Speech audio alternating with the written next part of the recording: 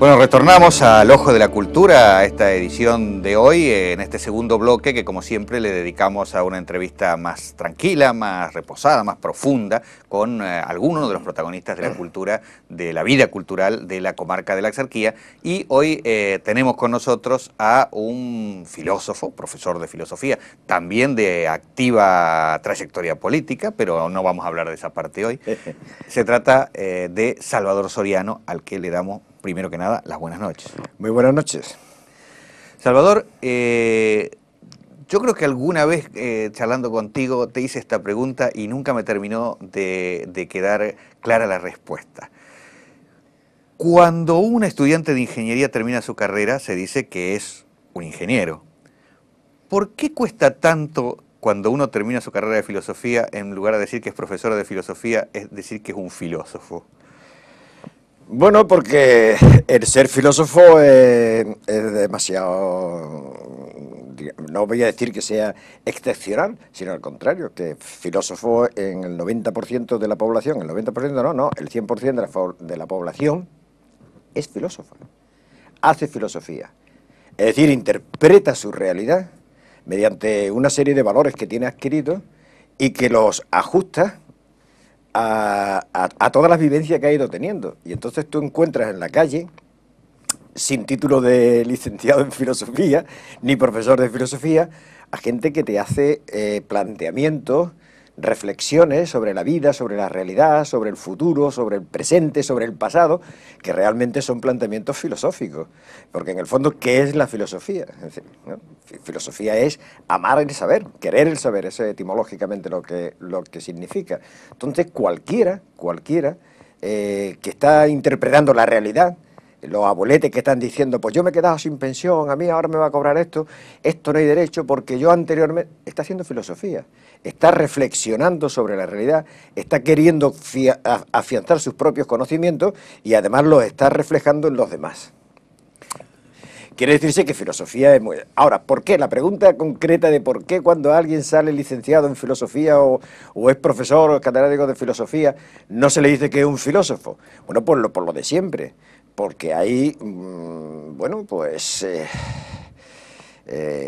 profesionales auténticos de la filosofía que se dedican a la filosofía. La filosofía institucional, podríamos decir, en la que un señor se dedica a reflexionar seriamente sobre los temas de actualidad y lo plasma en un libro, que lo saca para que los demás lo compremos, reflexionemos sobre eso y hagamos nuestros comentarios y etcétera, y fomentemos toda la cultura que es dinámica, ¿no? La cultura no puede ser algo estático, no es algo de museo, ¿no? De museo estático que va a verse, es algo que es dinámico, ¿no?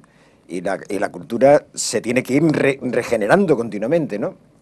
Con las nuevas aportaciones, con las reflexiones que hacen los demás, con la incorporación de nuevos valores, con los grandes y pequeños, con los creadores de aquellos elementos culturales que, bueno, que forman, bueno, la tradición. Podríamos hablar de cultura, hoy día la entendemos como muchas cosas, ¿no? Me he quedado con algo que dijiste sobre la reflexión en el hombre de la calle. Y lo vamos a retomar ese tema porque es realmente muy interesante. Pero siguiendo, para intentar avanzar un poquito más sobre este tema que te preguntaba de los filósofos, también hay una diferenciación, no sé si es estricta y científica, pero sí, entre el filósofo y el pensador. Parece que para ser filósofo hay que tener un sistema construido, formal, tipo Kant o Sócrates. Bueno, Sócrates sería un pensador en ese criterio, en realidad, ¿no? ¿Por qué esa división tan tajante que muchas veces existe en el ámbito de la cultura entre el que se le da la categoría como un poquito más degradada de pensador cuando no tiene todo un sistema construido y, en fin? Sí, eso me ha llamado, María Zambrano me decía, oh, una gran pensadora, ¿no? Nadie la quería considerar una filósofa, diríamos, al uso, filósofa al uso, ¿no? Claro. Es decir, no tiene un sistema filosófico cerrado, además va en contra de esos sistemas filosóficos cerrados, porque los sistemas filosóficos cerrados, al estilo de Kant, de Hegel, en fin, de los grandes monstruos de los sistemas filosóficos, están basados prácticamente en la razón. Es decir, el hombre es un ser tan potente racionalmente, que es capaz, lo que decía en cierto modo Descartes, ponerle cualquier problema a la razón, que ella lo resolverá. Es decir, había una especie de endiosamiento de la razón, y el hombre se quedaba reducido al pensamiento, a la razón, y todo aquello que se salía del ámbito de la razón era despreciado, hasta el punto de que si había alguien, algún pensador, ¿no?, que se atrevía a exponer a exponer sobre algún tema determinado, la verdad es que inmediatamente lo sacaban del ámbito de la filosofía. Este no es un filósofo, este es un pensador. Y así tenemos a una María Zambrano que además de la razón, está incidiendo en algo importante en la totalidad del hombre, ¿no? Claro. En la totalidad del hombre, que es sentimiento, básicamente. El hombre, nosotros funcionamos por sentimiento.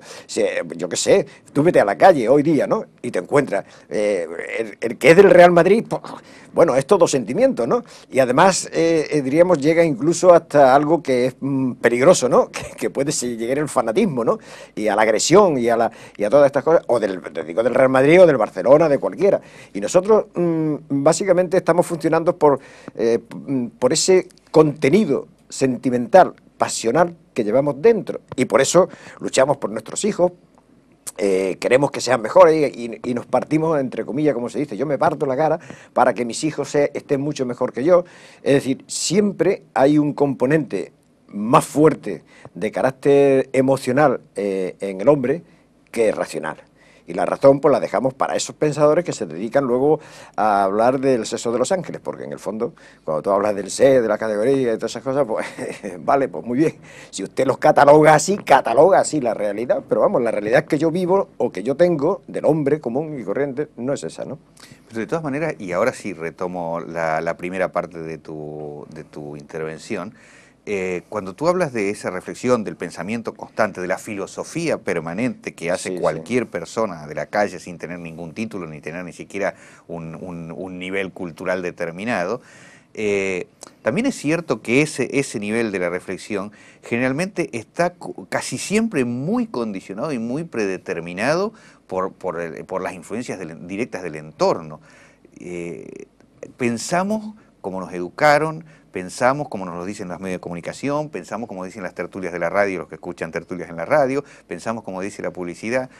No es lo habitual o lo de todos los días que la persona, que el ser humano, intente romper esa cáscara para ver si no hay una mentira y no hace falta pensar con otro criterio para romper esa mentira y avanzar hacia una verdad. Sí, lo hay, hombre, hay muchísima gente que lo hace, ¿no? Incluso rompiendo una lanza ahora por los periodistas, por los comunicadores, ¿no?, a través de los medios. También es cierto que plantean o hacen planteamientos sobre la mesa de otras posibilidades, ¿no?, que la lluvia que te llega del exterior y que lógicamente va condicionando tu criterio, va condicionando. Tú desde pequeño, es lo que decimos en la igualdad de oportunidades. Mire usted, hay que darle becas a los niños, hay que darle ordenadores a los niños por una razón muy sencilla, porque hay muchos niños que no tienen sus padres la posibilidad de ello. Por lo tanto, vamos a darle algo que es muy importante para colocarlo de salida casi al mismo nivel que los demás, para que todos salgan en una. Pues exactamente igual. Hay gente que tú te encuentras sorprendido muchas veces de cómo se rompe o se puede romper unos criterios que estaban muy establecidos. Te voy a poner un ejemplo masivo ahora de actualidad, ¿no? El 15M, por ponerte algo, ¿no? Es decir, nos encontramos ante un movimiento de gente que se ha reunido, que ha pensado colectivamente y que está dando unas pautas sobre la conducta política al uso, sobre el comportamiento de los políticos al uso frente a una situación dramática como es esta que estamos pasando y la que nos queda por pasar, ¿no? Entonces, estamos viendo cómo hay una ruptura. Sí hay gente que piensa y gente que se conciencia. Quizás, te voy a decir, no me gusta volver mucho al pasado, pero quizás en nuestra época en las universidades antes, pongamos como la universidad como donde se concentra, ¿no?, la intelectualidad y la gente que va, en cierto modo, está llamada, entre comillas, a dirigir el futuro de este país, ¿no?, en cualquiera de las ramas de la universidad, pues había mucho más debate. había más reflexiones, había más alternativas, había más criterios diferentes para romper con situaciones que realmente estabas viviendo y que te venían bombardeadas desde el exterior también, ¿no? A través de los medios de comunicación, etcétera, etcétera, ¿no? Y yo creo que sí, que ahora también, y cada vez más, ¿eh? Y cada vez más. Yo creo que esta cultura, vamos a llamarle esta cultura digital, vamos a llamarle la cultura digital, la del móvil y la de eso, que además nos tiene condicionados. Por ejemplo, a mí se me ha olvidado traerme el móvil hoy y está a punto de volverme para ir a por el móvil. Y luego digo, qué tontería más grande. Si voy a entrar. Pero hay una. Igual lo hubieras tenido que tener apagado. ¿Sí? Y luego lo tendría que tener apagado aquí. Pero fíjate cómo hay algo ya que te va condicionando. Pues esta gente, estas generaciones de la cultura del móvil, del mensaje corto, a veces de un lenguaje incomprensible, a veces en los mensajecillos que ponen, pero que se comunican entre sí, se comunican y comparten a veces pensamientos interesantes, ¿no? Ideas interesantes, movimientos interesantes, que a la larga pueden ir modificando o cambiando las situaciones culturales, políticas, económicas, etcétera, de un país, como ha ocurrido con los países árabes a los que hemos asistido, donde las grandes convocatorias se han hecho a través de estos medios digitalizados, ¿no? Entonces, quiero decirte que sí hay gente que piensa y que reflexiona al margen de lo que está recibiendo, está siendo bombardeado desde el exterior, ¿no? Hasta el punto de que ya la gente muchas veces no se fía, dicen que no se fían de los políticos, no se fían tampoco de los medios de comunicación, porque cualquier noticia tú la ves en los diferentes medios y estás viendo el sesgo de cada uno de ellos en función de sus propios intereses, su propia ideología, etcétera. Entonces dices, estos nos mienten todos, ¿no? Es decir, que yo creo que sí, que estamos abocados a una sociedad mucho más abierta, con más alternativas, con gente que empieza a preocuparse bastante de las situaciones que hay y que en el fondo están convirtiéndose en dinamizadores de una cultura nueva que tendremos que irla absorbiendo poco a poco, como es esta de la época digital, ¿no? Los cambios de los procesos culturales son complicados.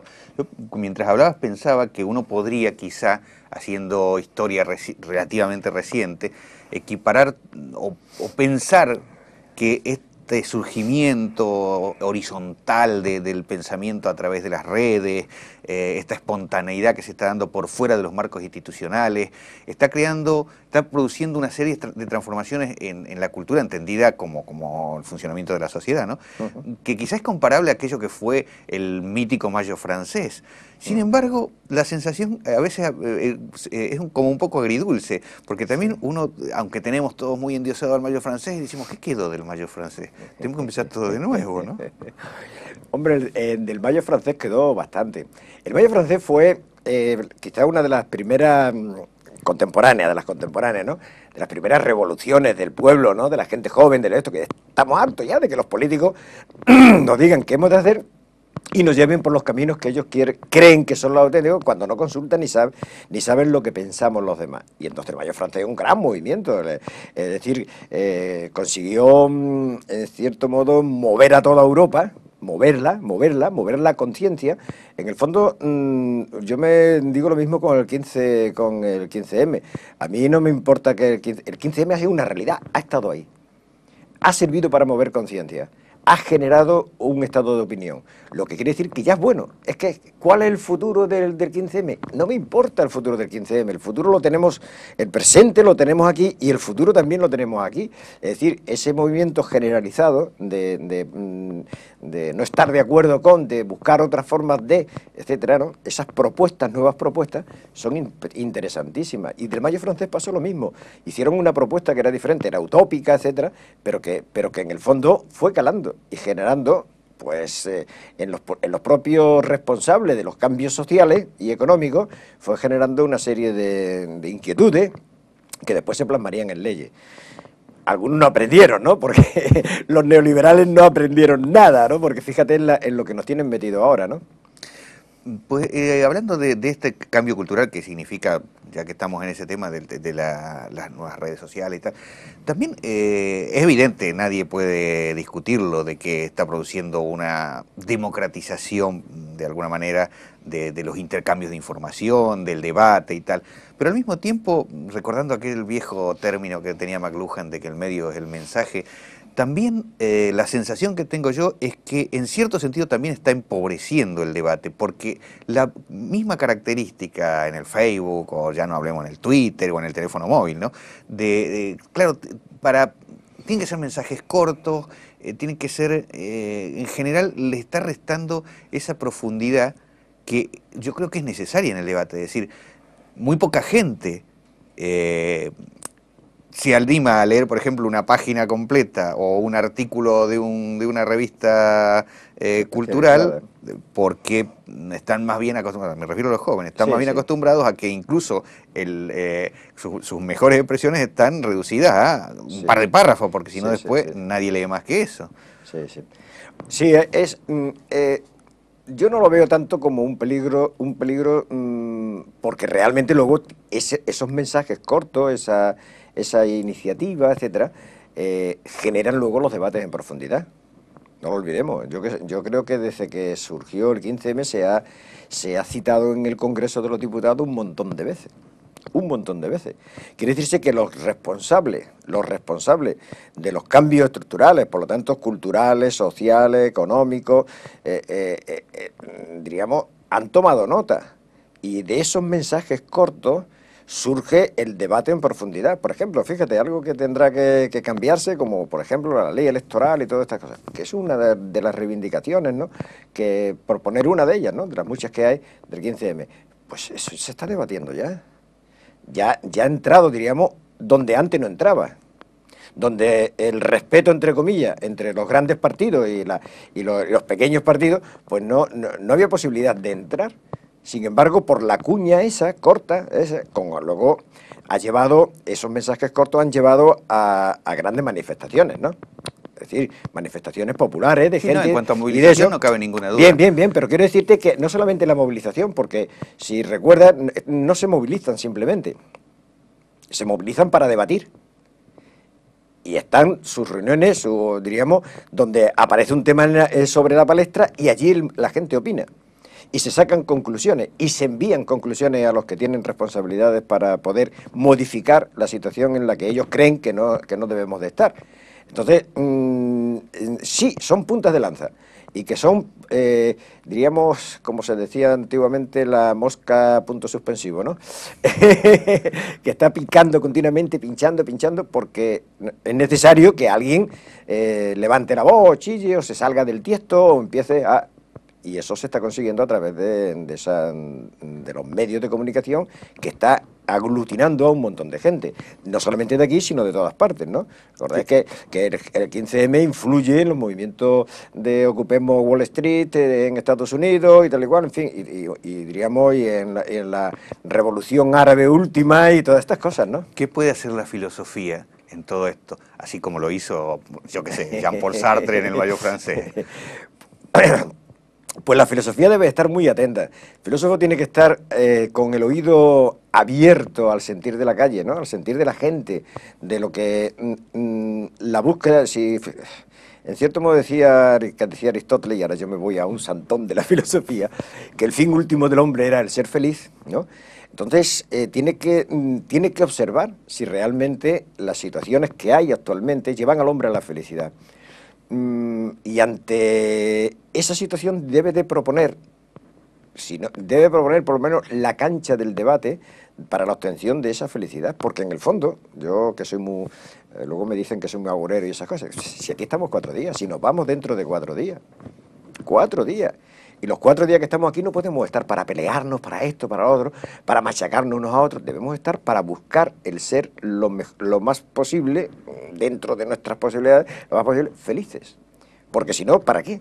Si no te queda nada, ni te vas a llevar nada, el dinero lo dejarás aquí. Las grandes empresas que tú montes y todas estas cosas, tu heredero las van a dilapidar y las van a hacer desaparecer. Es decir, que lo importante realmente es que tú y tu entorno sean felices. Y esa es la búsqueda que diríamos que decía Aristóteles, que debe estar presente en todo hombre, no en el intelectual, no en el filósofo, sino en todo hombre. Todo el mundo quiere ser feliz. Todo el mundo. El padre, el que está ahora en el paro, el que está con un puesto de trabajo afortunadamente, el pensionista, todos quieren ser felices. Queremos ser felices con los nuestros, querer a los nuestros, que nos quieran, pequeñas cosas. Y la felicidad claro que está hecha todos de tenemos pequeñas un cosas. concepto diferente de la felicidad, ¿no? No, pues yo creo que casi todo el mundo coinciden en algunas cosas. Por ejemplo, diríamos, en la felicidad del entorno más inmediato, que es el familiar, que lo estamos viendo ahora, ¿no? ¿Cuántos padres están cogiendo a muchos matrimonios jóvenes que se han quedado sin trabajo, que se metieron en una hipoteca y ahora se han quedado en la calle? Y entonces ese arropamiento del entorno familiar te produce una cierta felicidad, una cierta seguridad. Y el filósofo debe de intentar de que esas situaciones, él no puede hacerlo porque no está en la política, ¿no? No tiene el poder para hacerlo, pero sí tiene el poder para denunciarlo, diríamos, para decir que no vamos por el camino de la felicidad al que todo el mundo tiene derecho y que hay que buscarlo. Y eso tiene un problema, ese es un problema económico, pues es un problema económico, pues adelante. Si es un problema económico, hay que intentar resolverlo. Que es un problema financiero de una dimensión que diríamos que ha roto prácticamente el ámbito mundial. También es verdad, pero habrá que buscar las causas y habrá que intentar evitarlo, y la filosofía o el filósofo debe de intentar crear conciencia en los responsables políticos y económicos de que el fin último del hombre es encontrar la felicidad. ¿Hacen falta más filósofos en la política? Posiblemente. Bueno, no quiero ir a lo de Platón porque Platón decía que que los gobernantes deberían de ser filósofos y hay aquel que no lo fuera, pero tenía una razón sencilla, es decir, los que se dedicaban a la filosofía eran los aristócratas, es decir, los que tenían resuelta la vida. Bueno, por cierto, eran solo los ciudadanos, lo que hoy se considera que la Grecia era el ejemplo máximo de la democracia y tal. En realidad la categoría de ciudadano la tenían solamente los varones y propietarios. Claro, o sea sí, que tampoco era... Eso era, no, eso está claro. Es decir, hombre, en Grecia tenía su democracia, diríamos, sui generis, ¿no? Y Platón, que no era demócrata, que era aristócrata, pues lógicamente decía que los sabios deberían de gobernar. Y lo decía decíamos, con un razonamiento basándose en eso, ¿no? ¿Por qué? Porque el sabio, el filósofo, sabe qué es el bien y procurará que todo el mundo tienda hacia el bien. Sabe qué es la justicia y procurará que que la justicia, que los jueces hagan justicia en realidad. Es decir, el sabio, en la terminología platónica, es el que conoce la realidad, ¿no? En sí misma, en su esencia, y con sus leyes lo que va a hacer es que todo el mundo pues adquiera ese fin último del que también Platón participa, que es la obtención de la felicidad. No vendría más de vez en cuando que más de un filósofo estuviera en la política con poder para poder cambiar muchas de las cosas que actualmente tenemos. Al final terminamos hablando de política, que dijimos que no íbamos a hablar. Dijimos que no íbamos a hablar. Pero esto demuestra, de alguna manera... Bueno, la política es que forma parte de fehacientemente demuestra la relación que tiene la política con una forma de cultura. Cultura, claro. Así que claro. Y era lo de que no vamos a hablar de política al principio, era un poco una trampa que te había puesto. Al final es que no hay... Política es lo mismo, cuando se dice, no, es que yo no soy político, pero hombre, usted, cada vez que toma alguna decisión, más o menos, pues te está haciendo política. Aunque usted no diga, no, es que yo no soy de ningún partido, yo no esto, que usted está haciendo política. Mira, yo no soy de ningún partido, no voy a votar, ya está haciendo usted política. La abstención es una opción política. Yo no soy político, pero voy a votar, ya está haciendo política. Es decir, en el fondo, con su acción, está influyendo en lo que posteriormente usted va a encontrarse en la vida cuando pasen las elecciones. Seguiremos reflexionando en el Ojo de la Cultura sobre este tipo de temas, que es el acercar esa idea que a veces parece elitista de la cultura, acercarla al concepto de la vida cotidiana y de la realidad de cada uno. Salvador Soriano, gracias por haber venido a compartir estos 25 minutos de este segundo bloque del Ojo de la Cultura, y por supuesto que tendremos otras oportunidades también de hablar de la Fundación de María Zambrano y de hablar de un montón de otras cosas que también tienen con tu actividad concreta. Pues bien, muchísimas gracias por haberme invitado y encantado de estar entre vosotros. Y a ustedes decirles, como siempre, que dentro de una semana estamos de nuevo aquí en el Ojo de la Cultura. Hasta la semana próxima.